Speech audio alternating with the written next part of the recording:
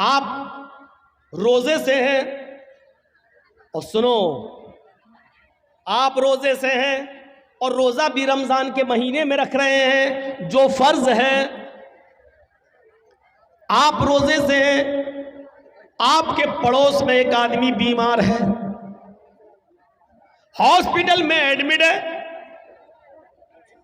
Doctor ने urgent blood मांगा है, लेकिन उस आदमी का, जो आपका पड़ोसी है, वो हिंदू है, ईसाई है, यहूदी है, कोई भी है, मुसलमान नहीं है, मान लो, इस्लाम को छोड़कर वो दूसरे किसी मजहब का मानने वाला, मान लो थोड़ी देर के लिए, लेकिन बीमार है, और डॉक्टर ने कह दिया कि 1 घंटे के अंदर अंदर अगर मुझे इसके ग्रुप का ब्लड नहीं मिला तो हम इसको नहीं बचा पाएंगे।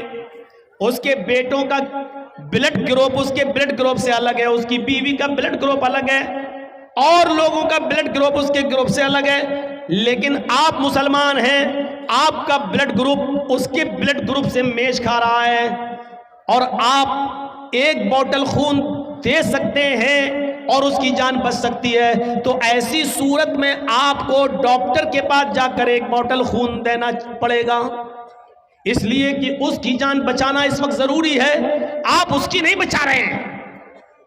कुरान कहता मन अहयाहा फकअन्नमा अहयन्नास जमीआ, जिसने किसी एक इंसान को बचाया उसने पूरी इंसानियत को बचाया। यहां आप एक हिंदू को या एक ईसाई को नहीं बचा रहे हैं, एक इंसान को बचाकर पूरी कायनात की और पूरी दुनिया की इंसानियत और मानवता को बचा रहे हैं। ऐसे मौके पर आपको ब्लड देना पड़ेगा। सवाल यह पैदा होता है, क्या रोजे की हालत में 1 बोतल खून देना जायज है कि नाजायज है? यह एक अलग मसला है।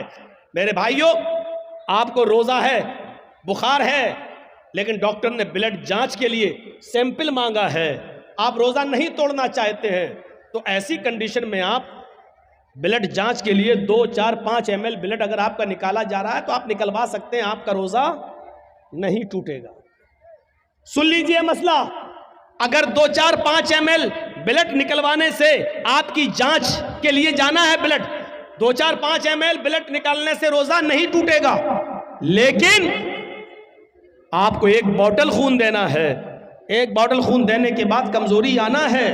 कमजोरी जब आती है तो ब्लड निकालने वाले आपके हाथ में पहले एक बॉल पकड़ा देते हैं ताकि खून का सर्कुलेशन बना रहे, और आप ऐसे ऐसे बॉल दबाते रहेंगे और ब्लड निकलता रहेगा, और ब्लड निकालने के बाद 1 बोतल खून देने के बाद फिर आपको 2 बिस्किट, चाय या कोई जूस पिलाया जाता है। ये हर हॉस्पिटल का एक नियम है।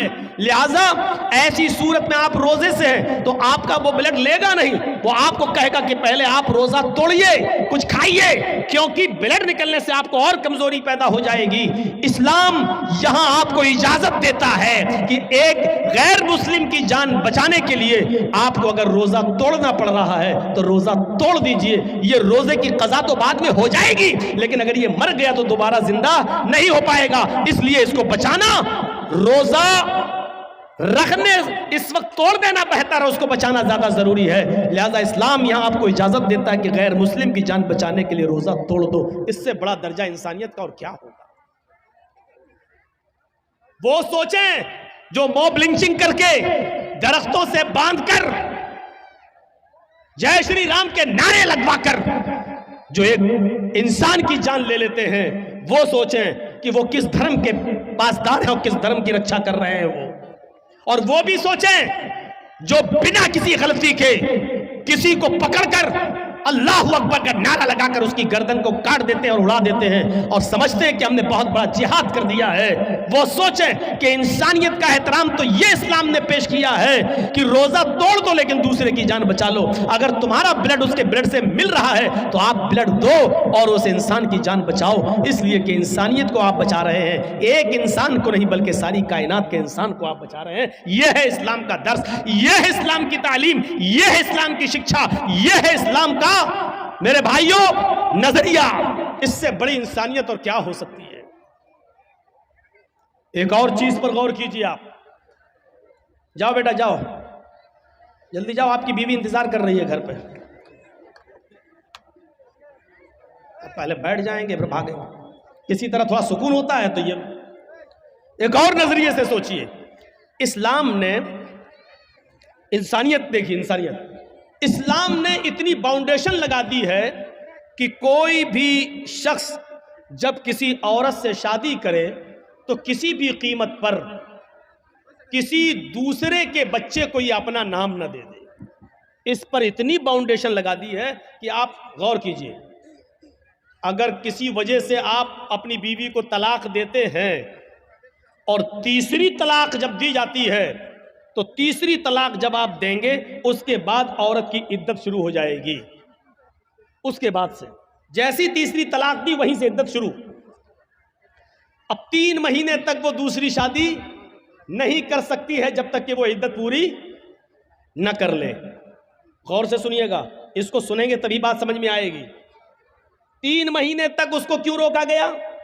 क्योंकि 3 महीने में हो सकता है कि जो आदमी तलाक दे रहा हो उसका कोई बच्चा इस औरत के पेट में हो। ऐसा ना हो कि तलाक के फौरन बाद शादी की अगर इजाजत दे दी जाए तो कहीं ऐसा ना हो कि दूसरे का बच्चा ये अपने पेट में रखे और किसी दूसरे मर्द से शादी कर ले और दूसरा मर्द इस बच्चे को अपना नाम दे दे, हालांकि ये उसका बच्चा नहीं है। इसलिए 3 महीने का हुक्म दिया है कि वो इद्दत गुजारेगी। अगर किसी का शौहर मर गया तो औरत इद्दत गुजारेगी कितने दिन? 4 महीने 10 दिन। अगर किसी औरत का शौहर मगरिब से पहले इंतकाल किया है, मगरिब की अजान से पहले इंतकाल किया है, तो वो दिन इद्दत में शामिल किया जाएगा, 1 दिन माना जाएगा। मान लीजिए आपके यहाँ 6 बजे मगरिब की अजान हो रही है और 5 बजे किसी का शौहर इंतकाल किया है, तो 5 बजे इंतकाल करने के बाद भी उसका पहला दिन माना जाएगा, क्योंकि अभी तारीख वही है, मगरिब के बाद तारीख चेंज होगी, मगरिब से पहले नहीं, वो पहला दिन माना जाएगा। यही अकीके में भी यही देखा जाएगा। 7वें दिन जो बच्चे का अकीका किया जाता है यहीं से देखा जाएगा। मान लीजिए आपका बच्चा जुमे के दिन मगरिब से पहले पैदा हुआ है तो जुमे का दिन पहला दिन माना जाएगा। जुमा, शनिचर, इतवार, सोम, मंगल, बुध, जुमरात। अब अकीका कब होगा? जुमरात को। और अगर जुमे के दिन मगरिब के बाद बच्चा पैदा हुआ है, मगरिब के बाद, तो जुमे का दिन नहीं जोड़ा जाएगा, फिर शनिचर का दिन जोड़ा जाएगा। पहला दिन शनिचर, इतवार, सोमवार, मंगल, बुध, जुमरात, जुमा। अब अकीका कब होगा? जुमे के दिन होगा। इस बात को याद रखिएगा। और 7वां दिन कब पड़ेगा? जुमे का दिन। अगर जुमे को मगरिब के बाद बच्चा पैदा होता है तो अरबी में महीने की शुरुआत मगरिब के बाद से होती है। हम लोग चांद कब देखते हैं? मगरिब की अजान हो जाती है, नमाज के बाद देखते हैं। जब चांद हो गया तो वहीं से महीना शुरू, वहीं से तारीख शुरू, वहीं से 1 तारीख हो गई और वो दूसरे दिन मगरिब तक 1 तारीख रहेगी। जो शबे कदर में आप रात जागते हैं तो कब जागते हैं? 20वां रोजा होता है, मगरिब के बाद 21वीं रात शुरू हो जाती है। आप 21वीं, 23वीं, 25वीं जो रात जागते हैं वो इसी हिसाब से जागते हैं। तो मेरे भाइयों, औरत अगर 5 बजे उसका शौहर खत्म हुआ है तो वो पहला दिन माना जाएगा औरत का, 1 दिन। इसके बाद 4 महीने और 10 दिन। ये 4 महीने 10 दिन औरत की इद्दत के दिन क्यों शुमार किए गए आपको मालूम है? ताकि मरे हुए आदमी का हमल इस औरत के पेट में ना हो सकता है कि वो छिपा रही हो, हमल पेट में ना हो। 4 महीने 10 दिन की मुद्दत बहुत हो गई है। अगर उसके पेट में बच्चा होगा तो 4 महीने में इस औरत का पेट थोड़ा बहुत बाहर निकल आएगा, जिससे पता चल सकता है कि इसके पेट में फला आदमी का बच्चा है। अगर है तो जब तक बच्चा पैदा नहीं हो जाता तब तक उसकी इद्दत रहेगी, और अगर नहीं है तो 4 महीने 10 दिन के बाद ये औरत कहीं दूसरा निकाह करना चाहे तो कर सकती है, ताकि किसी दूसरे आदमी का, इस मरे हुए आदमी का बच्चा किसी दूसरे आदमी का नाम ना पा जाए। ये इस्लाम ने एक बाउंडेशन लगा दी है। बाउंडेशन बहुत सख्ती है इस मामले में। इस मामले में हाँ, खुला का मामला थोड़ा सा अलग है। एक चीज होती है मर्द तलाक देना नहीं चाहता, औरत तलाक लेने पर मुसिर है, नहीं हमें तलाक चाहिए, हमें नहीं रहना तेरे पास।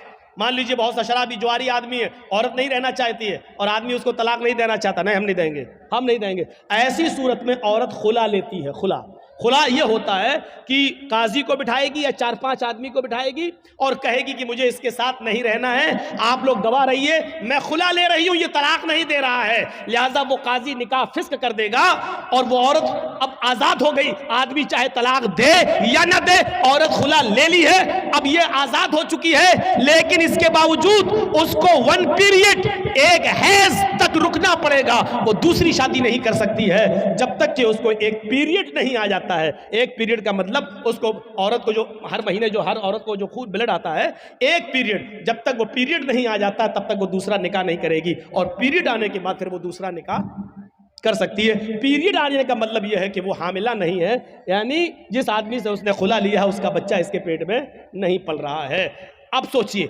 इस्लाम ने कितनी बाउंडेशन लगाई है कि आपके पेट में पलने वाले बच्चे को उसके असली बाप का नाम मिले। वो बच्चा जब बाहर आए तो अपनी निस्बत अपने असली बाप की तरफ कर सके।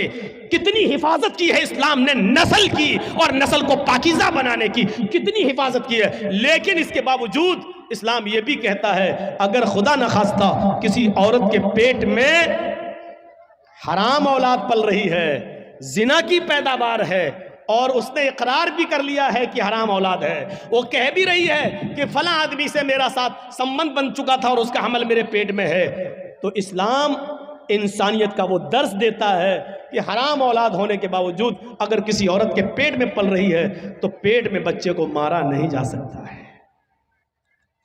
अगर इस्लामी कानून कहीं है और जिनाकार की सजा पत्थरों से मार मार के मार डालना है, लेकिन अगर वहां यह पता चल जाए कि इस औरत के पेट में बच्चा है, अगरचे नाजायज है, अगरचे हराम है, तो इस्लामी मुल्क भी उस औरत को सजा नहीं दे सकता जब तक कि बच्चा पैदा ना हो जाए, क्योंकि गलती उसकी मां की है, उस बच्चे की नहीं जो पेट में पल रहा है। गौर कीजिए, इस्लाम हराम औलाद को भी मारने की इजाजत नहीं देता है। जो औरतें अपने पेट में हलाल बच्चों को गिरा देती हैं उनको अपने बारे में सोचना चाहिए। कल कयामत के दिन ये बच्चा जिसको तुमने गिराया है अपने पेट से, कयामत के दिन ये बच्चा अपने माँ की पिस्तान और अपने माँ की छातियों से लटका हुआ आएगा। जा यौमल कयामती व मुअल्लकुम बैन सदैहा, वो बच्चा कयामत के दिन इस हाल में आएगा कि मुअल्लकुम बैन सदैहा, अपने माँ की दोनों पिस्तान से लटका हुआ होगा, अपनी माँ की पिस्तान से दूध चूस रहा होगा, और अल्लाह कहेगा आए इस माँ की पिस्तान से दूध चूसने वाले बच्चे,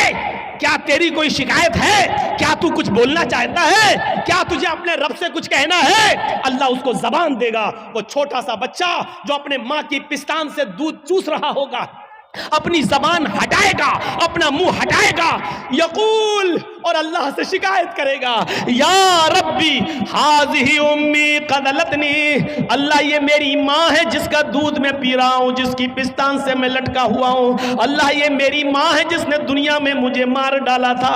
अल्लाह ये मेरी माँ है जिसने दुनिया में मुझे कत्ल कर दिया था। हाज़िही उम्मी क़दलतनी, अल्लाह ये मेरी माँ है जिसने दुनिया में मुझे मार डाला था। अल्लाह ये मेरी माँ है जिसने दुनिया में मुझे कत्ल कर डाला था।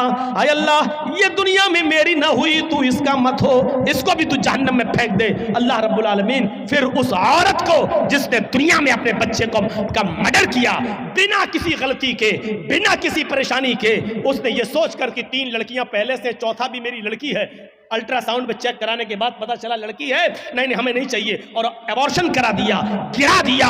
कयामत के दिन इस औरत को जहन्नम में फेंक दिया जाएगा और वो बच्चा अपनी माँ को खुद जहन्नम में ले जाने का सबब बनेगा कि नहीं अल्लाह इसने दुनिया में मुझे मार डाला था। इस्लाम तो हराम और नाजायज़ औलाद भी गिराने की इजाज़त नहीं देता है। ये इंसानियत का एहतराम है, इंसानियत का एहतराम। इस्लाम में बहुत, जहां थोड़ा बहुत मसला हार्ड लगता है वहीं आसानी भी पैदा होती है। मान लीजिए रमज़ान का महीना और 20 रोज़े गुजर चुके हैं, आज कोई हिंदू है या कोई ईसाई मुसलमान हो रहा है और वो 20वें रोज़े को मुसलमान हुआ, तो अब वो रोज़ा कब से रखेगा? रोज़े तो पूरे महीने के फ़र्ज़ हैं, लेकिन कोई हिंदू या कोई ईसाई या कोई यहूदी 20वें रोज़े को मुसलमान हो रहा है। 20 रोजे तक हिंदू था, ईसाई था, या यहूदी था, या जैनी था, बुद्धिस्ट था, 20 रोजे के बाद मुसलमान हो रहा है 20वें रोजे को, तो अब वो रोजा कब से रखेगा? आज मुसलमान हुआ है तो अब जब मुसलमान हुआ तभी से तो रखेगा। अब सवाल ये पैदा होता है कि वो 20 रोजे जो इसके छूटे हैं वो पूरे करेगा या नहीं करेगा? तो साफ मसला है कि नहीं करेगा। क्यों नहीं करेगा? क्योंकि जब वो इस्लाम लाया है तब तक वो काफिर था, उस पर रोजा फर्ज था ही नहीं। आज वो इस्लाम लाया तो अब जितने रोजे हैं उतने वो रखेगा, बकिया रोजे वो नहीं रखेगा। इसलिए नहीं रखेगा क्योंकि उस वक्त उसके ऊपर रोजे फर्ज थे ही नहीं। कितने रोजे रखेगा? जितने बाकी हैं। एक चीज और सुन लीजिए, 20वें रोजे को इस्लाम लाया, लेकिन इस्लाम ला रहा 5 बजे शाम में और रोजा खुलता है 6 बजे। अब 5 बजे वो इस्लाम ला रहा है, तो इस्लाम जैसी वो 5 बजे लाया तो अब क्या करेगा? आज का रोजा क्या करेगा? तो 5 बजे इस्लाम लाता है तो 5 बजे ही से उसका रोजा शुरू हो गया है, क्योंकि 5 बजे से पहले उसके ऊपर रोजा फर्ज था ही नहीं, क्योंकि वो काफिर था। जैसे इस्लाम लाया वैसे उस पर रोजा फर्ज हो गया, वैसे ही उसके ऊपर रोजा फर्ज हो गया। अब 5 बजे ही वो नियत कर लेगा कि मैं रोजे से हूं। इस्लाम ले आया, अशहदु अल्ला इलाहा इल्लल्लाह व अन्ना मुहम्मद रसूलुल्लाह। इस्लाम लाते ही उसके ऊपर असर की नमाज फर्ज हो जाएगी, क्योंकि टाइम अभी बाकी है और इस्लाम ला चुका है, असर का वक्त अभी बाकी है, लिहाजा पहले असर की नमाज पढ़ेगा और यहीं से उसका रोजा भी शुरू हो जाएगा, क्योंकि इस्लाम ला चुका है। जब से इस्लाम लाया यहीं से रोजा शुरू, और 6 बजे वो रोजा सब लोगों के साथ खोल लेगा और उसका ये एक रोजा माना जाएगा, ये एक रोजा माना जाएगा। ये आसानी भी है, ये आसानी भी है। इस्लाम मुश्किल नहीं है, लोगों ने इसको मुश्किल बना दिया है। क्या वो लोग सहाबा नमाजें नहीं पढ़ते थे? क्या वो रोजे नहीं रखते थे? मुश्किल बना दिया है। फजर में नहीं उठ पा रहे हैं साहब, क्यों? अब रात में 1 बजे जर्जी साहब को टाइम मिलेगा, 3 बजे तक जलसा चलेगा, फिर आदमी यहां से जाएगा, थोड़ी देर कमर सीधी करेगा, फजर में उठेगा? नहीं उठ पाएगा। क्लियर है?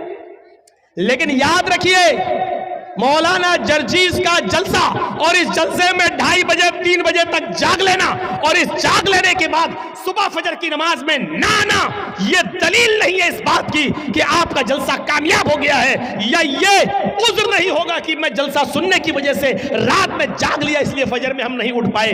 जलसा कराना फर्ज नहीं था, फजर की नमाज पढ़ना फर्ज था। आपने एक फर्ज को छोड़ा उस काम के लिए जो आपके ऊपर फर्ज ही नहीं था। मेरे भाइयों, यहां से ये मैसेज लेके उठिएगा, ये पैगाम लेके उठिएगा, ये तसव्वुर लेके उठिएगा। तो इंसानियत ये होती है, इंसानियत। तो या अय्युहन्नास इन्ना खलकनाकुम मिन ज़करिन व उन्सा व जअलनाकुम शुऊबन व क़बाइल लितारफू।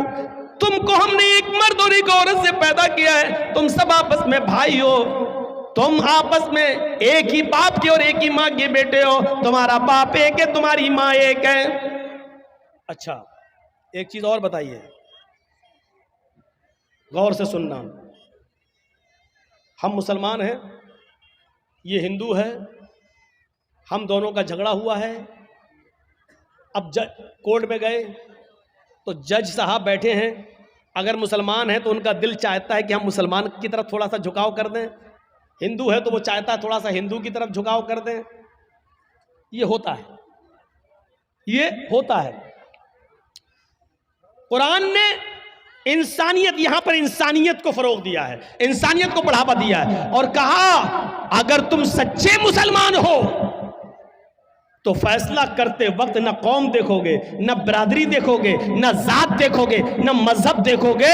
हुक्म वला यजरिमन्नकुम शनआनु कौमिन अला अल्ला तादिलू इदिलू हुवा अक़रबु लित्तक़वा। भाई जिसको जाना हो अभी उठ के चले जाओ यार, क्यों बार बार उठ रहे हो? बहुत डिस्टर्ब होता है हमको सामने। ला यजरिमन्नकुम शनआनु कौमिन, आए मुसलमानों, किसी कौम की दुश्मनी, किसी मजहब की दुश्मनी तुम्हें इस बात पर मजबूर न कर दे कि तुम सच्चा फैसला न कर सको, उनके साथ इंसाफ न कर सको। ऐसा नहीं होना चाहिए। ए दिलू, हर हाल में सच्चा फैसला करना, चाहे वो मुसलमान के खिलाफ जाए, चाहे वो हिंदू के खिलाफ जाए, ईसाई के खिलाफ जाए, तुम्हारे अपने खिलाफ जाए, तुम्हारे अपने बेटे के खिलाफ जाए, तुम्हारी अपनी औलाद के खिलाफ जाए। अच्छा, आपके यहां मान लीजिए, हमें नहीं मालूम चापी में ये होता है या नहीं होता है, बंगाल के जलसों में बहुत जगह ऐसा देखा गया है कि एक गांव में कोई लड़का उसी गांव की किसी लड़की को लेकर भाग गया। 2-4 दिन के बाद पकड़ गए, गांव वापस आए। अब लड़की का बाप रोता है, ओ मेरी लड़की तो इज्जत लुट गई, बर्बाद हो गया, मुंह दिखाने के लायक नहीं है। अब जोर डाला जाता है गांव की तरफ से कि तू लेके भागा था, चल अब शादी करो उसके साथ। ये गांव की तरफ से फैसला होता है, शादी करो उसके साथ। और वो लड़का तैयार नहीं है शादी करने के लिए। वो लड़का कह रहा है भाई शादी की तो कोई बात ही नहीं हुई थी। अब ये लड़की का बाप कह रहा है ये लड़का लेके भाग गया मेरी लड़की को। अब मेरी लड़की तो बदनाम हो गई, कुछ हुआ हो या ना हुआ हो, लेकिन बदनाम तो हम हो गए। कौन मेरी लड़की से शादी करेगा? लड़के का बाप ये कह रहा भाई दोनों बातें करते थे, मोबाइल पे लगे रहते थे रात रात भर, हम क्या करें? लड़का कह रहा हम शादी क्यों करें, शादी की कोई बात ही नहीं हुई है इससे हमारी। ठीक है, हम भगा के ले गए तो तुम्हारे घर थोड़ी घुस के ले गए थे हम। फोन पे बात हुई, फला जगह तुम आ जाओ, हम भी फला जगह चल रहे हैं, मोटरसाइकिल लेके आ जाएंगे। हम वहां मौजूद थे, ये आ गई, हम लेके भाग गए। अब गांव में जो सरपंच होते हैं, मुखिया लोग, सुनो, अगर यहां पर भी ऐसा होता है तो सुन ले, इस गांव का मुखिया और सरदार, कयामत के दिन तुम्हें भी गवाही देना पड़ेगी और अल्लाह के सामने तुम्हें भी जवाब देना पड़ेगा। अब क्या होता है, अच्छा ठीक है तू शादी नहीं करेगा, नहीं, अब उस लड़की का तो इज्जत खराब हो गई, हाँ तो क्या हुआ, चल 5 लाख रुपए जुर्माना देगा लड़का वाला लड़की को। अबे तेरे बाप का फैसला है? गांव के मुखिया, सरदार या सरपंच या पंचायत में जो लोग बैठकर ये फैसला करते हैं, ये सब रॉन्ग है, कुरान और हदीस के खिलाफ फैसला कर रहे हैं। दुनिया में 5 लाख 4 लाख रुपया दिलवा सकते हो, लेकिन कयामत के दिन अपने आप को बचा नहीं सकते हो इस फैसले से। सवाल यह पैदा हुआ है कि लड़का भागा तो लड़की भी तो भागी, फिर जुर्माना सिर्फ लड़के पर क्यों आयद हो रहा है? और लड़के का पैसा 4 लाख 5 लाख रुपए आप लड़की को और उसके बाप को दिला देते हैं, ये कहां की इंसानियत है? जबकि कुरान ये कह रहा है अज़्ज़ानियतु वज़्ज़ानी फजलिदू कुल्ल वाहिदतिन मिनहुमा मियता जल्दा। जिना करने की, बदकारी की शुरुआत लड़के की तरफ से पहले नहीं, लड़की की तरफ से पहले होती है। भागने और भगाने की शुरुआत लड़के की तरफ से नहीं, लड़की की तरफ से पहले होती है। ये सुई है, ये धागा है, जर्जी साहब सुई में धागा डाल रहे हैं, लेकिन सुई को हम ऐसे हटा देते हैं, धागा जा ही नहीं सकता है। जब सुई अपनी जगह पर खड़ी है, टस से मस नहीं हो रही है, तब धागा उस सुई के अंदर चला जाएगा। ये साफ सरी दलील है, अगर लड़की अपने आप को बचाए तो लड़का कभी उसके साथ जिना कर ही नहीं सकता। मौलवी जर्जीस की बात इंडियन कानून के खिलाफ है, लेकिन कुरान और हदीस की रोशनी में है। जिना की शुरुआत अगर लड़की भागने के लिए तैयारी ना हो तो लड़का भगा ही नहीं सकता है। लड़की भागती नहीं, सवाल है साहब मेरा लड़का, तुम्हारा लड़का मेरी लड़की भगा के ले गया, तू तो 18 साल तक पालता रहा, फिर तू अपनी अलमारी भी नहीं बचा सका, वो पैसा भी लेके भाग गई और सोना भी लेके चली गई, जेवर भी लेके चली गई। जब तू अपनी लड़की पर इतना कंट्रोल नहीं कर सका तो जुर्माना लड़के वालों पर लगाते हैं, और ये फैसला पंचायत करती है, गांव की सरपंच करता है, मुखिया करता है, सरदार करता है, ये फैसला जो कुरान और हदीस के खिलाफ है।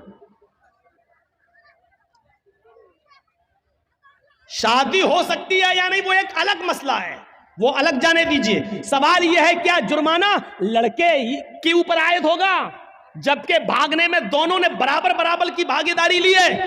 कोई लड़का जबरदस्ती घर में घुसकर लेकर तो नहीं गया था, आपकी लड़की भी घर से निकली, लड़का भी निकला, दोनों निकले, 1 हफ्ता गायब रहे फिर आए, वो एक अलग मसला है। लिहाजा जुर्माना आयद होना चाहिए तो दोनों पर होना चाहिए, कोड़े पड़ना चाहिए तो दोनों पे पड़ना चाहिए, संसार होना चाहिए तो दोनों को होना चाहिए, अगर सजा मिलनी चाहिए तो दोनों को बराबर बराबर मिलनी चाहिए। आप यहां लड़के पर 5 लाख 2 लाख 3 लाख का जुर्माना लगाकर आप सजा नहीं दे रहे हैं, बल्कि लड़के से लड़की को अवार्ड दिलवा रहे हैं, इनाम दिलवा रहे हैं। अब गांव की और दूसरी लड़कियों को ये उत्साहन मिल रहा है कि हम भाग रहे हैं, अगर शादी होगी तब भी ठीक, और नहीं होगी तो 5 लाख रुपया में वैसे भी मिल जाएगा। इस 5 लाख रुपए में तो हम दूसरी शादी भी किसी और से अच्छी तरीके से कर सकते हैं। सुन लो, इस जुर्माने पर जिन लड़कियों के हौसले बढ़ते हैं, उनका गुनाह भी इन पंचायतों के सर पर रखा जाएगा।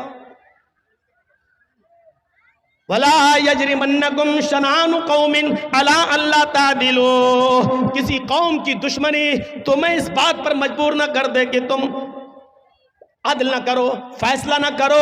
ऐसा नहीं होना चाहिए। ए दिलो हुआ अक़रबु लित्तक़वा, हर हाल में इंसाफ करना, हर हाल में सच्ची बात कहना, चाहे वो किसी के भी खिलाफ हो। हजरत अली रजी अल्लाह ताला अन्हु की एक जिरा क्या होती है आपको बताऊं? जिरा होती है, जंग में जब लड़ा जाता था तो एक लोहे की कमीज की तरह या कुर्ते की तरह एक वो होता था, वो अपने गले में डाल लिया जाता था ताकि दुश्मन का तीर सीने में न लगे, उस लोहे पर लग जाए। तीर आए, खंजर आए, तलवार आए तो वो लोहे पर लगे, तो उसको बोलते थे जिरा। तो जंग में जाते थे तो जिरा पहन लेते थे साहबा। हजरत अली की भी एक जिरा थी जो घर के बाहर रखी हुई थी। हजरत अली अंदर चले गए, जिरा बाहर रखी रही। जब घर से बाहर आए तो जिरा गायब हो गई। पानी है? ठीक है, चलो आज पी लेता हूं।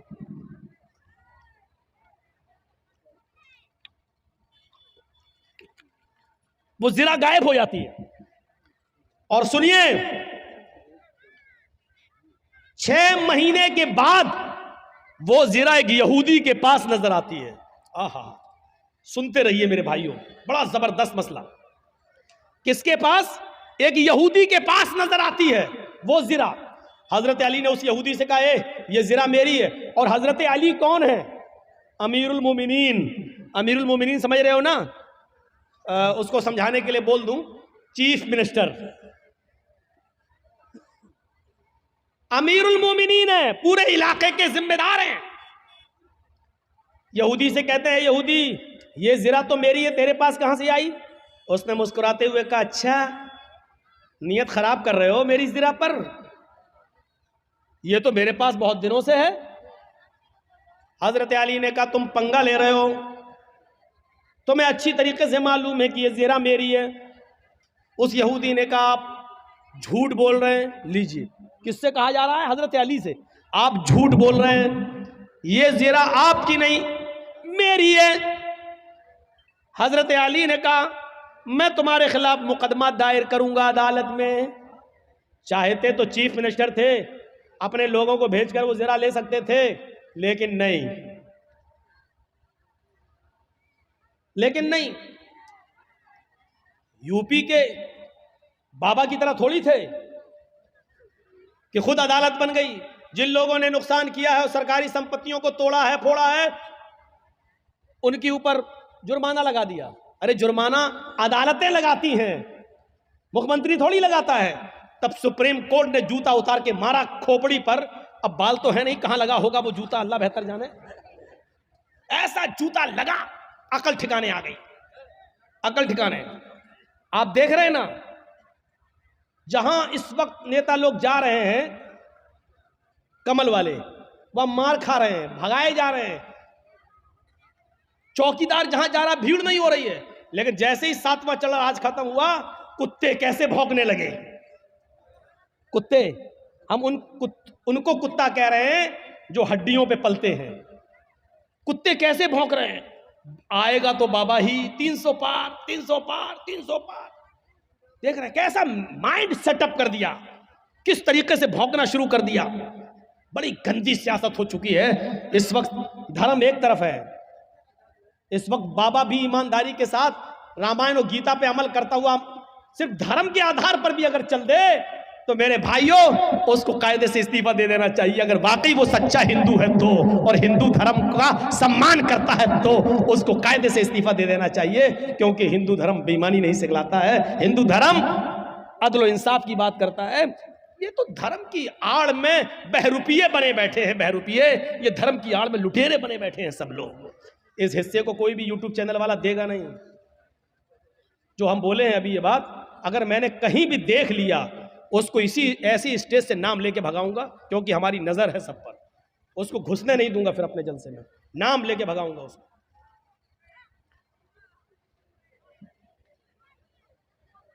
तो मैं अर्ज ये कर रहा था कि हजरत अली ने कहा मैं मुकदमा दायर करूंगा, उस यहूदी ने कहा कर दो मुकदमा,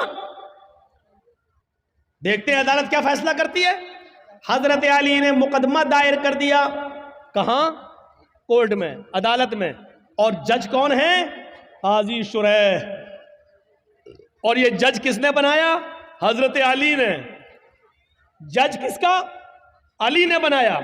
लेकिन जज बना जरूर रहे हजरत अली, लेकिन जज ने यह नहीं देखा कि मुझे जज बनाया किसने।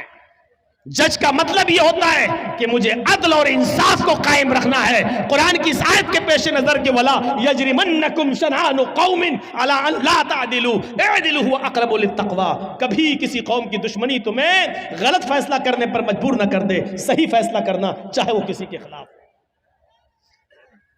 उस यहूदी के पास नोटिस पहुंचा कि तुम्हें भी आना है। हजरत अली और यहूदी दोनों एक ही दिन पहुंचते हैं काजी शुरैह की अदालत में।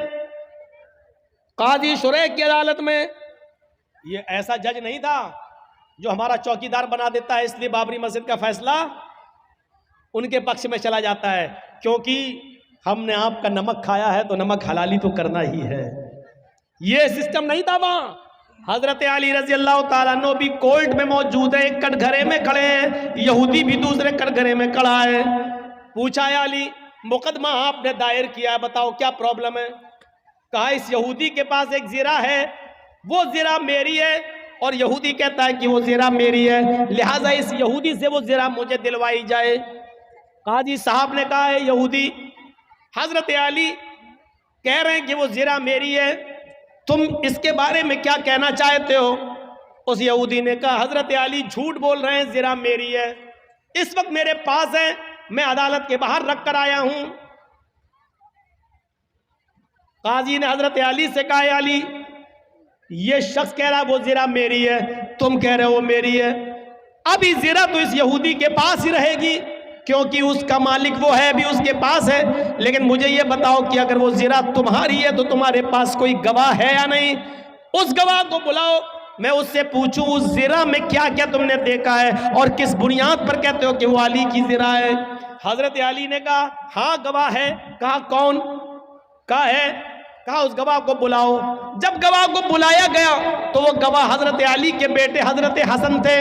वो कटघरे में खड़े हुए और गवाही देने लगे, अय काजी साहब ये मेरे अब्बू की ज़िरा है और मैं ज़िरा को अच्छी तरह पहचानता हूँ, मेरे बाप कभी झूठ नहीं बोले, लिहाजा ये ज़िरा मेरे अब्बू की है, मैं गवाही देता हूँ इस ज़िरा को यहूदी से लेकर मेरे बाप को दिलवाया जाए। काजी साहब का फैसला सुनिए, काजी साहब का फैसला सुनिए। काजी साहब कहते हैं अमीरुल मोमिनीन से, आए अली जी आपकी गवाही आपके बेटे ने दी और शरीयत बाप के हक में बेटे की गवाही मोतबर नहीं मानती है। शरीयत कहती है, कुरान और हदीस कहती है, बाप की गवाही अगर बेटा दे तो उस गवाही को नहीं माना जाएगा, क्योंकि बेटा अपने बाप के खिलाफ बोलता ही नहीं है, वो अपने बाप की हिमायती में बोलता है। लिहाजा कोई दूसरा गवाह लाओ, आपके बेटे की गवाही शरीयत के मुताबिक कबूल नहीं। हजरत अली ने कहा एक दूसरा गवाह भी है मेरे पास, अपने गुलाम को बुलाया। जब गुलाम कर घरे में आता है, हजरत अली ने कहा ये मेरा गवाह है। गुलाम ने गवाही दी कि ये ज़िरा अली की है, हमारे आका की है। हजरत जज साहब ने पूछा काजी साहब ने कि तुम कौन हो? कहा मैं इनका गुलाम हूं। फरमाया कंबर नाम है मेरा, मैं इनका गुलाम हूं। कहा अली शरीयत कहती है मालिक के हक में गुलाम की गवाही भी कबूल नहीं की जाती है, क्योंकि गुलाम अपने आका के खिलाफ, अपने मालिक के खिलाफ बोलता ही नहीं है। उसके ऊपर अपने मालिक का प्रेशर होता है, वो जानता है कि अगर अपने मालिक के फेवर में नहीं बोला तो घर मार खाएंगे, हमें मारा जाएगा, सताया जाएगा। लिहाजा मालिक के हक में गुलाम की गवाही भी कबूल नहीं। अय अली मुअज़्ज़रत के साथ आपकी गुलाम की गवाही भी कबूल नहीं की जाएगी, कोई और गवाह हो तो लाओ। हजरत अली ने कटघरे में खड़े होकर कहा, आए जज साहब, काजी साहब, इन 2 गवाहियों के अलावा मेरे पास और कोई गवाही नहीं है। आजकल तो 100-100 रुपए में झूठे गवाह मिल जाते हैं। मेरे पास और कोई गवाही नहीं है। काजी साहब का फैसला होता है, आए यहूदी, हजरत अली जिरा को साबित करने में और गवाह पेश करने में नाकाम रहे।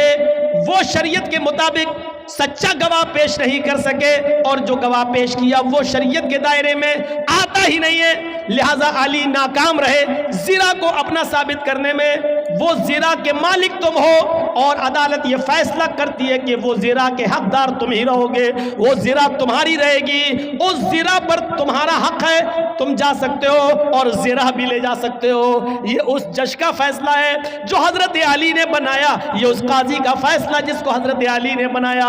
लेकिन कुरान और हदीस के मुताबिक फैसला किया। फैसला में अगरचे जिरा में हजरत अली ही की थी, जिरा हजरत अली ही की थी, लेकिन गवाह वगैरह न लाने में ऐसा हो जाता है कि फैसला यहूदी के हक में करना पड़ता है। यहूदी उस जिरा को उठाता है, कटघरे से बाहर निकलता है, कहता है जज साहब आपके फैसले को सलाम करता हूं, आपने वही फैसला किया जो कुरान और हदीस में बताया गया, आपने वही फैसला किया जो मोहम्मद रसूलुल्लाह ने बताया, आपने वही फैसला किया और मैं यही देखना चाहता था कि अमीरुल मोमिनीन अली के होते हुए मुझ पर जबर तो नहीं किया जाता, जुल्म तो नहीं किया जाता आपकी अदालत में, और अली ने यह साबित कर दिया है कि यहां पर जुल्म और ज्यादती का कोई शायबा भी नहीं पाया जाता है। अब मेरा फैसला सुन लीजिए जज साहब, काजी साहब, हजरत अली सच्चे हैं, ये जिरा हजरत अली ही की है, ये दरवाजे के बाहर रखी हुई थी, कोई नहीं था, मैं इसको उठा लाया, 6 महीने तक मैंने इसको छिपाया और एक दिन जानबूझकर 6 महीने के बाद मैं अली के सामने आ गया ताकि अली मेरी जिरा को देख ले, फिर देखें क्या रिएक्शन लेते हैं। फिर सारी प्रतिक्रिया अदालत के मुताबिक चलती है और हमने देखा इस पूरे मामले में जुल्म और सितम नहीं होता है, लिहाजा ये जिरा अली की है, मैं अली को दे रहा हूं। और आज इस बात का इकरार भी करता हूं कि आपने कुरान और हदीस के मुताबिक सच्चा फैसला सुनाया। आज इस्लाम से मैं भी अपना रिश्ता जोड़ रहा हूं। अशहदु अल्ला इलाहा इल्लल्लाह व अशहदु अन्ना मुहम्मदन अब्दुहु व रसूलुहु, ये कलमा पढ़कर हजरत अली इस्लाम के सामने वो यहूदी इस्लाम ले आता है। यहां से आप अंदाजा लगाइए कि हजरत अली के खिलाफ फैसला हो रहा है, हजरत अली के खिलाफ फैसला हो रहा है, तो किसी की दुश्मनी तुम्हें इस बात पर मजबूर न कर दे कि तुम उसके साथ ना इंसाफी करो। ना इंसाफी नहीं होनी चाहिए। आमर इब्न आस के लड़के ने मुल्क के शाम के अंदर एक यहूदी बच्चे को इस बात पे थप्पड़ मार दिया था।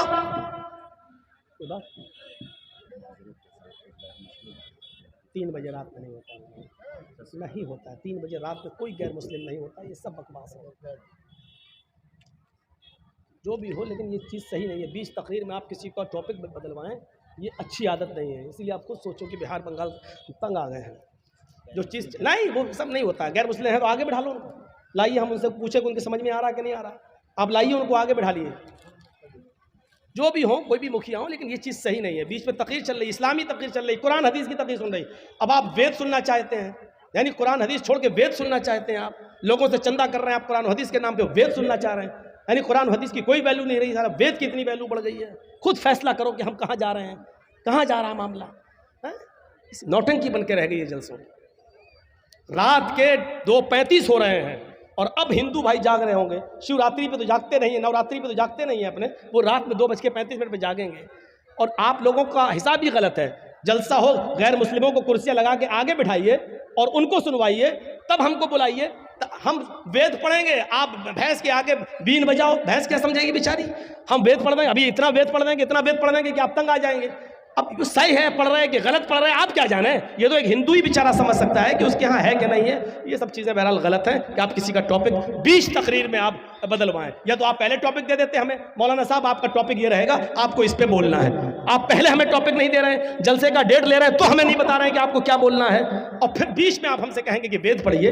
ये चीज़ सिस्टम सही नहीं है। अब यहाँ से हम वेद कहाँ से घुसेड़ रहे हैं बताइए। तो आप अब घुसेड़ रहे हैं तो हमारा मौजू छूट रहा है, जिस पे हम बोल रहे हैं, वो हमारा छूट रहा है। और ये तकरीर जब यूट्यूब के जरिए दूसरे लोग सुनेंगे तो कहेंगे मौलवी कितना जाहिल है, बोल रहा था इस पे और फिर आ गया इस पे, इसको कुछ आता ही नहीं है। आपको वैसे ही मालूम है कि कितने मुल्ला मौलवी हमारे पीछे पड़े हुए हैं, तो थोड़ा सा सब्र करिए आप। मुखिया जी से मेरी गुजारिश है, जिसने पर्चा दिया है उनको चाहिए कि टॉपिक पहले दिया करें, 20 तकरीर में गड़बड़ ना कराएं। चाहे हमें बुलाएं या ना बुलाएं इसकी कोई परवाह नहीं है, हमें अल्लाह की कसम कोई परवाह नहीं है, हमें मत बुलाइए आप। मैं आपसे हाथ जोड़कर भी अपील कर रहा हूं, मत बुलाइए हमें, हम आना भी नहीं चाहते हैं बिहार में और झारखंड में, क्योंकि मैं 20 साल से पक चुका हूं। मत बुलाइए मुझे, मैं कह दे रहा हूं बस।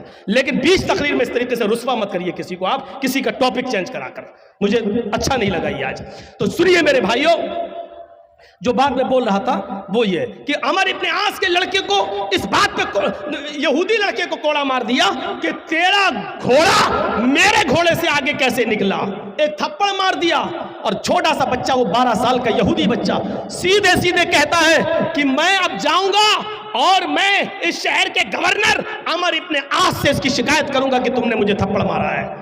बेटा क्या कहता है, अमर इब्न आस का बेटा क्या कहता है यहूदी बच्चे से, अरे जा, जिससे भी शिकायत करना हो कर, मेरा कोई कुछ नहीं कर सकता, मैं उसी गवर्नर का बेटा हूं, मैं अमर इब्न आस का बेटा हूं, मैं अमर इब्न आस का बेटा हूं, मुझे कोई कुछ नहीं कर सकता। फिर यहूदी बच्चे की हिम्मत नहीं हुई, भाई गवर्नर का बेटा है, अब क्या होगा। जैसे यूपी में मंत्री का बेटा गाड़ी चढ़वा दिया। अब सोचिए उत्तर प्रदेश की फिजा क्या हो रही है, अंडा चोरी, किताब चोरी, बकरी चोरी, ये मुकदमे लगे हैं आजम खां के ऊपर, अभी तक 2 साल से जेल में है। और एक आदमी मंत्री का बेटा 8-8 किसानों के ऊपर गाड़ी चढ़ा दिया तो 4 महीने में जेल से बाहर आ गया, 4 महीने में जेल से बाहर आ गया, क्यों, मंत्री का बेटा है और गिरा राज मंत्री का बेटा है। तो अब आप सोचिए कौन क्या कर सकता है। तो वो अमर इब्न आस के बेटे ने सोच लिया कि मेरा क्या, अब क्या होगा। यहूदी बच्चे ने सोचा ये तो उस गवर्नर का बेटा है। 1 महीने के बाद जब हजरत उमर आते हैं और उन्होंने तमाम लोगों को इकट्ठा किया, पूछा तुम अमर इब्न आस से खुश हो या नहीं, मैंने जिसको गवर्नर बनाया था तुम उससे खुश हो या नहीं। तमाम लोग कहते हैं खुश हैं, अमर इब्न आस की हुकूमत बहुत अच्छी चल रही है, अच्छा काम कर रहे हैं, हमें कोई परेशानी नहीं है। एक छोटा सा बच्चा, वही 12 साल का यहूदी का, खड़ा होकर कहता है कि मैं अमर इब्न आस से खुश हूं, सब कुछ ठीक है, लेकिन अमीरुल मोमिनीन एक चीज का इंसाफ मुझे चाहिए। आज से 1 महीना पहले अमर इब्न आस के बेटे ने मुझे थप्पड़ मार दिया था, सिर्फ इसलिए कि मेरा घोड़ा इनके घोड़े से आगे निकल गया था। इसी बात पर गुस्सा होकर इन्होंने थप्पड़ मार दिया था। अच्छा इधर आओ, उस 12 साल के बच्चे को बुलाया और यहूदी बच्चे को बुलाया, इधर आओ, अपनी गोद में बिठाया, पूरी बात बताओ। पूरी बात बताई, कहा कि अमर इब्न आस के बेटे ने मारा।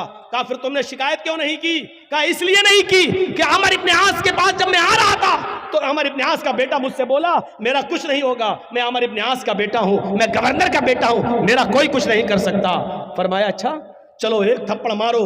एक थप्पड़ अमर इब्न आस के बेटे के मारा गया, जोर से थप्पड़ लगाया गया, जल्लाद ने थप्पड़ लगाया।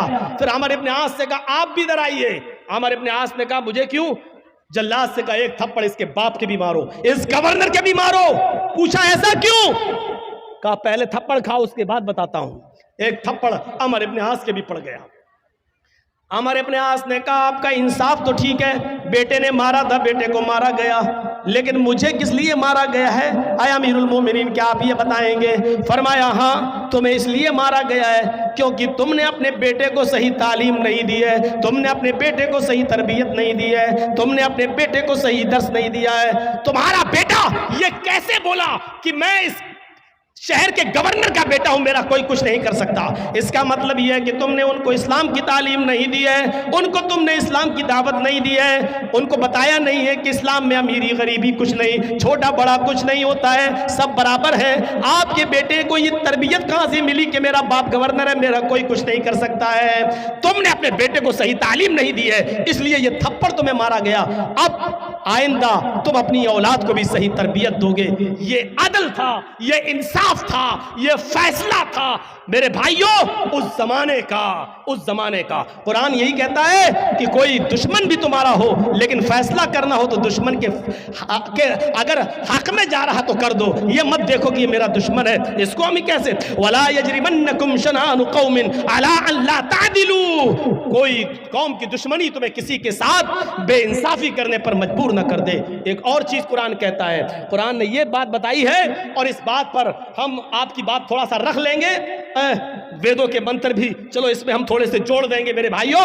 यहाँ पर कुरान ने दुश्मनी की एक वजह यह बताई है कि दुश्मनी कब होती है लोगों के दरमियान, उसके जड़ को ख़त्म कर दिया है। और उसके जड़ को ख़त्म करते हुए क्या कहा, वला तसुब्बुल्लज़ीना यदऊन मिन दूनिल्लाहि फयसुब्बुल्लाह अदवन बिगैरि इल्म। तुम दूसरों के माबूदों को बुरा भला मत कहो, तुम दूसरों के बुजुर्गों को बुरा भला मत कहो, तुम दूसरों के बुजुर्गों को गाली मत दो। फयसुब्बुल्लाह, जवाब में वो तुम्हारे अल्लाह को गाली देंगे।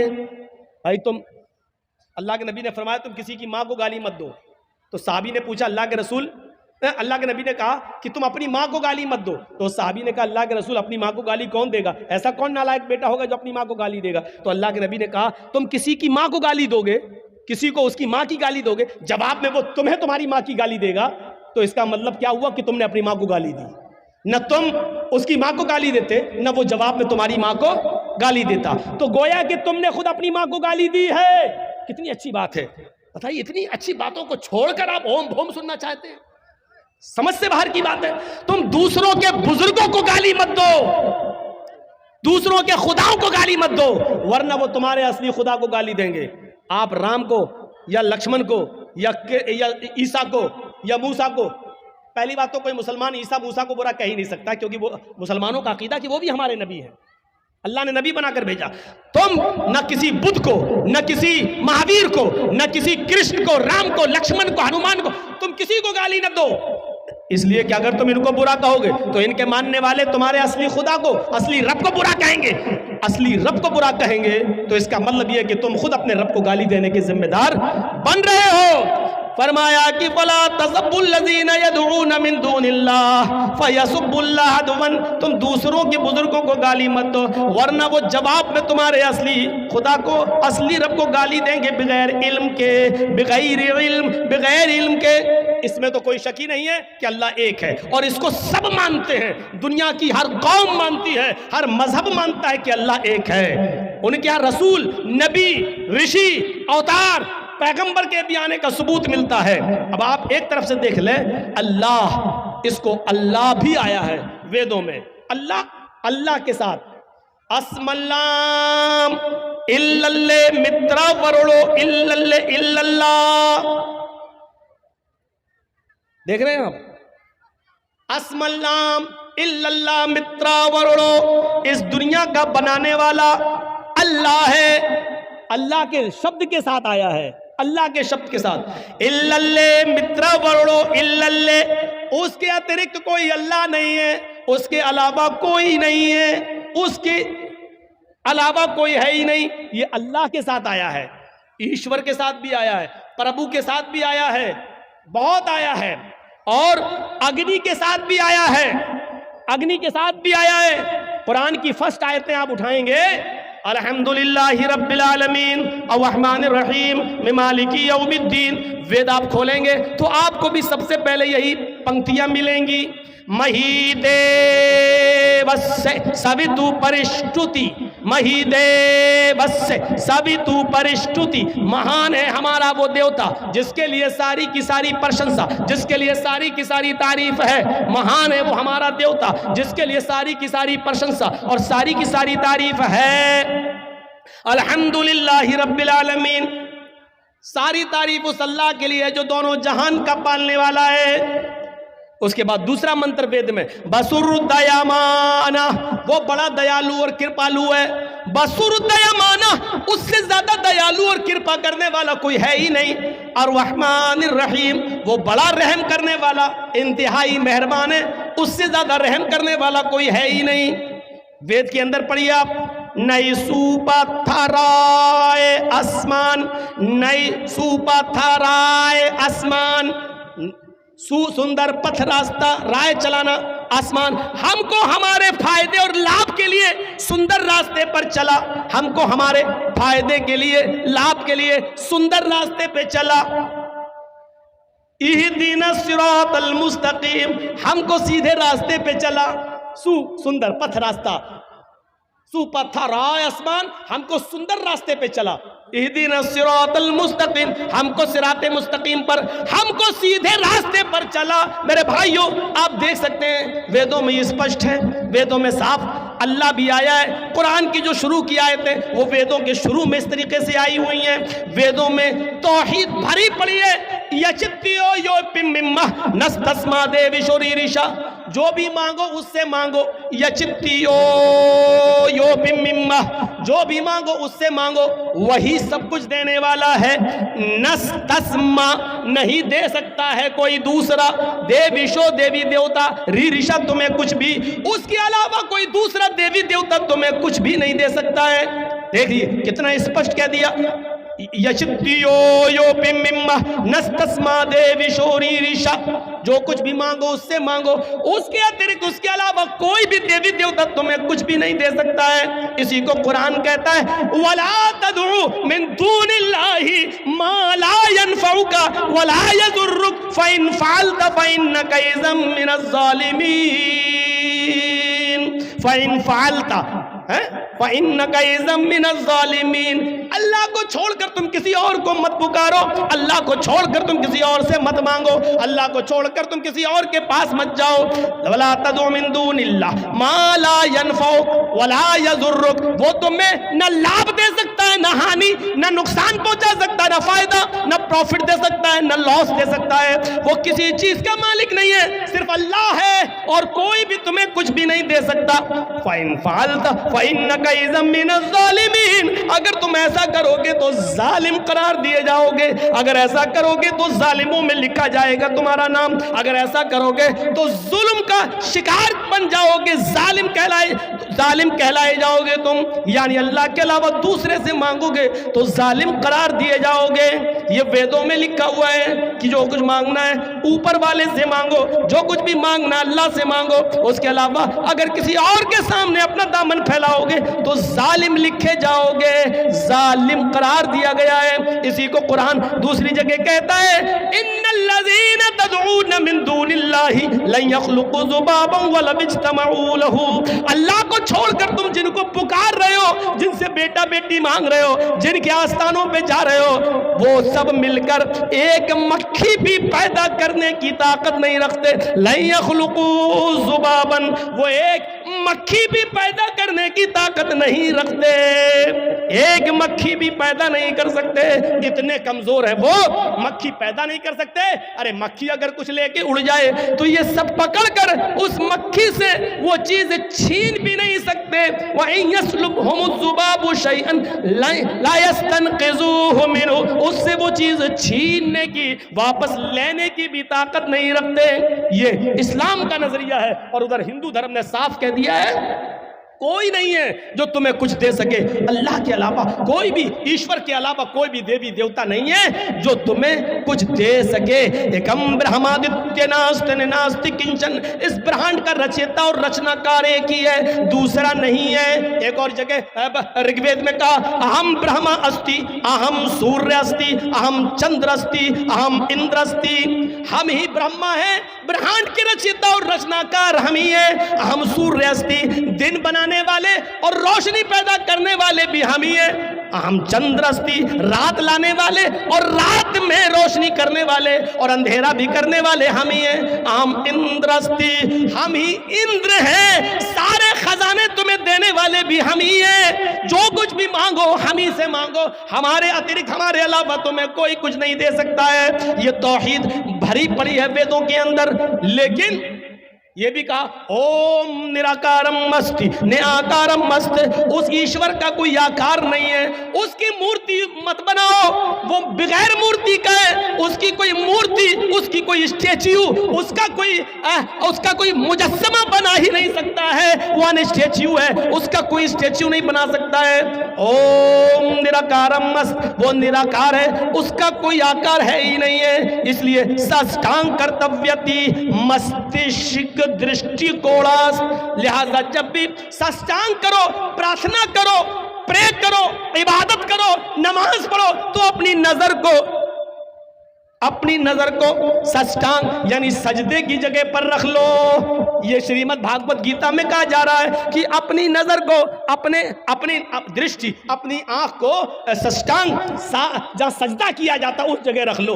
अब बताइए नमाज में कहां रखा जाता अपनी नजर?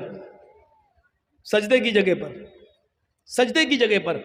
यही बात गीता में कही गई है कि जब भी तुम प्रे करो, इबादत करो, पूजा करो, तो अपनी दृष्टि और अपनी आंख कहां रख लो? सजदे की जगह पर, सजदे की जगह पर रख लो। ये इदम जन, और इसी को कहा गया है उसी के अंदर, योगी उज्जीत सततमात्मानम रहस्य स्थिता एकाकी अच्युतात्म निराशीर परिग्रह। जब पूजा करने खड़े हो जाओ, नमाज पढ़ने खड़े हो जाओ, इबादत के लिए खड़े हो जाओ, तो पूरे शरीर का योग कर लो, पूरे शरीर की पूजा करो, पूरे शरीर के अंग अंग की एक्सरसाइज करो। योगी युज्जीत सततमात्मानम रहस्य स्थिता, और इसको हमेशा करते रहना, कभी मत छोड़ना, बराबर करते रहना, कभी मत छोड़ना। अगर एक टाइम की भी पूजा छोड़ दोगे, रास स्थिता, तो धर्म से हट जाओगे, धर्म पे कायम नहीं रहोगे।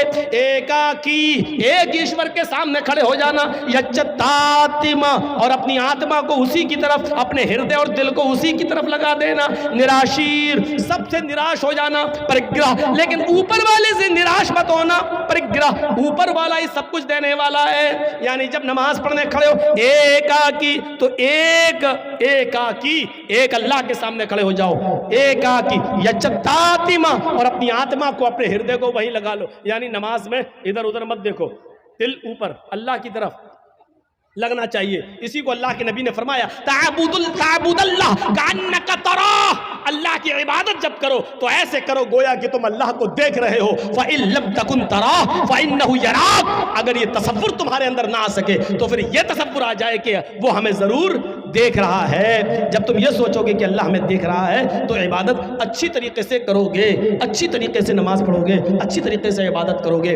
वेदों में अल्लाह का नाम, वेदों में नबी का नाम, वेदों में कुरान का नाम, वेदों में आखिरत का, कयामत का जिक्र वेदों में भरा पड़ा है मेरे भाइयों। लेकिन 20 साल की वेदों से भरी जिंदगी और 20 साल से संस्कृत और रामायण गीता सुनाने के बाद भी हम इस नतीजे पर नहीं पहुंचे कि इतना सुनाने के बाद एक गैर मुस्लिम को भी मुसलमान बनाया जा सका हो।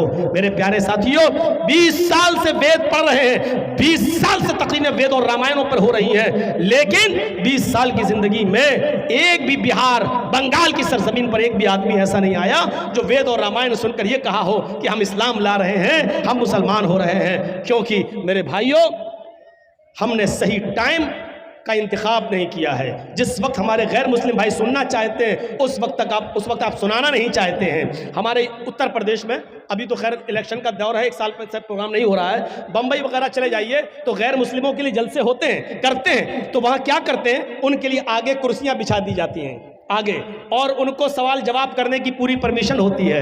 1 घंटा मैं बोलता हूं, तकरीर करता हूं, और 1 घंटे के बाद आधे घंटे का टाइम उन गैर मुस्लिमों को दिया जाता है। आपको अगर कोई सवाल करना हो तो आप सवाल कर सकते हैं। तो वो अच्छा लगता है, वहां सुनाया जा रहा है, वो आगे बैठे हैं, वहां मंत्र नंबर, पेश नंबर, सफा नंबर, कांड नंबर, सूक्त नंबर, श्लोक नंबर सब बताने में अच्छा लगता है, और फिर उनका सवाल भी होता है और उसके जवाब भी देने में अच्छा लगता है। मेरे भाइयों, यहाँ एक रस्म बनी है बस। हमने तो कभी नहीं कहा कि मेरे नाम के आगे चतुर्वेदी लगाओ। पता नहीं इश्तिहार में क्यों लिखने लगे हैं। मैं इस बात का इकरार करता हूं, भरे मजमे में इकरार करता हूं, मैं चतुर्वेदी नहीं हूं। अल्लाह की कसम, मैं चतुर्वेदी नहीं हूं। मैं फिर कसम खाकर कहता हूं, अल्लाह की कसम, मैं चतुर्वेदी नहीं हूं। मैंने कई जलसों में कहा कि मेरे नाम के आगे चतुर्वेदी नहीं लगाओ। मैं नहीं हूं चतुर्वेदी। आप जुल्म करते हैं, धोखा देते हैं आवाम को चतुर्वेदी डालकर। और हम ही नहीं, हिंदुस्तान के अंदर इस वक्त मुसलमानों में कोई चतुर्वेदी है ही नहीं। कोई भी, किसी भी मौलवी को बुला लो, नाम लिख सकते हो इश्तिहार में चतुर्वेदी, लेकिन चतुर्वेदी नहीं। चतुर्वेदी कहते हैं जो किसी यूनिवर्सिटी में चारों वेदों को पढ़कर वहां की डिग्री लेकर आया हो। जैसे कोई मौलाना मदरसे में पढ़े बगैर आलिम नहीं हो सकता, उसी तरीके से कोई आदमी किसी हिंदू की शास्त्र पढ़े बगैर और हिंदुओं के इदारे में पढ़े बगैर, चारों वेद पढ़े बगैर कोई चतुर्वेदी नहीं हो सकता है। यहां तो जमीन से पत्थर खोदो तो चतुर्वेदी निकलता है। एक ढूंढो तो 100 पैदा हो जाते हैं। सबसे पहले हम अपने नाम के आगे कहते हैं कि चतुर्वेदी मैं नहीं हूं। सेल्फ स्टडी की है, मुताला किया है, थोड़ा बहुत मैं पढ़ता हूं, सुनाता हूं। मेरे भाइयों, इससे ज्यादा चतुर्वेदी की हैसियत नहीं। ना मैं मुफ्ती हूं, ना मैं चतुर्वेदी हूं। मेरे नाम के आगे ये चतुर्वेदी का लफ्ज न लगाया जाए। कई जगहों पर मैंने कहा, आज भी कह देता हूं कि चतुर्वेदी का लफ्ज मेरे नाम के आगे नहीं लगाया जाए। ये धोखा होगा आवाम को चतुर्वेदी का लफ्ज निकालकर। हम चतुर्वेदी नहीं है। एतराफ करते हैं। कोई अगर मुझे जाहिल कहता है तो कहता रहे, कोई मुझे अनपढ़ गवार समझता है तो समझता रहे, ये उसकी अकल पर डिपेंड करता है। लेकिन मुझे इस बात का एतराफ और स्वीकार करने में कोई शर्म पैदा नहीं हो रही है। अल्लाह की कसम, मैं चतुर्वेदी नहीं हूं। तो मेरे भाइयों, आपके कहने पर मैंने इतने मंत्र पढ़ दिए हैं। वो मंत्र मेरे खुद समझ में नहीं आए, रात के 3 बजे सुना रहा हूं, तो आपके क्या समझ में आए होंगे वल्लाही बेहतर जाने।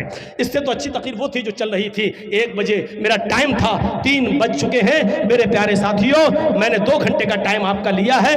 अब मैं इस उम्मीद के साथ आपसे रुखसत हो जाऊंगा कि आप इस इंसानियत को बरकरार रखें। और इंसानियत में हिंदू, मुसलमान, सिख, ईसाई सब आते हैं। सबकी इज्जत होनी चाहिए, सबका सम्मान होना चाहिए और सबको बराबरी की नज़र से देखा जाना चाहिए। सबके साथ हमदर्दी होनी चाहिए, सबके साथ वफादारी होनी चाहिए। और यही इस्लाम की दावत है, यही इस्लाम की शिक्षा है, यही इस्लाम का मिजाज है। इसको समझने की ज़रूरत है। अल्लाह ताला से दुआ है कि बारे इलाह हमारी ख़ताओं को माफ़ फरमा दे, हमारे गुनाहों को बख्श दे, हम जमीअ मुसलमानों को समझने की तौफीक अता फरमा और हमें इंसानियत हमारे अंदर भर दे।